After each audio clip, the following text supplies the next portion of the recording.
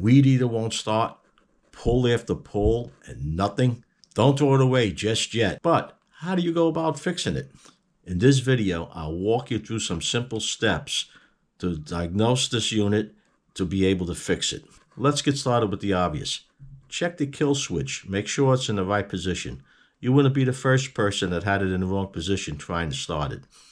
Then, check the fuel. Old gas is one of the top reasons why these units won't fire up. If it smells bad, dump it out.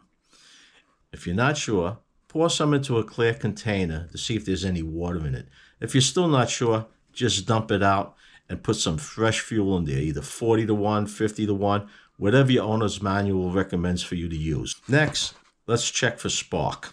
Get yourself one of these spark testers. They're inexpensive and they're very handy to have around. If you don't happen to have one now, remove the spark plug, connect the wire back onto it, ground it to the metal housing, pull on the cord a few times and see if you have spark. If you don't have spark, it could be as simple as changing the spark plug, which is very inexpensive, or your coil.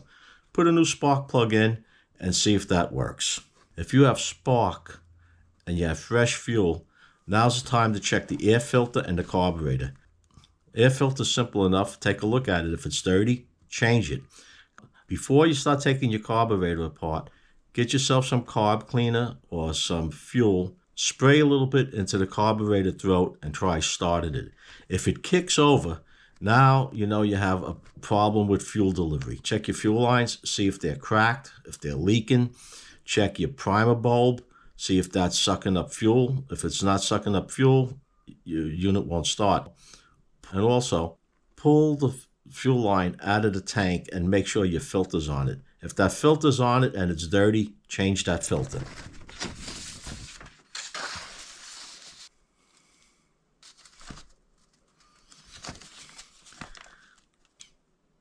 So all these parts I mentioned are inexpensive and they're fairly easy to replace. Just to recap, you want to check your spark, you want to check your fuel, you want to check your air filter, you want to check your hoses and your primer bulb. These are the most common reasons on why these units won't start or won't stay running. And that's a wrap. If you found this video useful, let me know.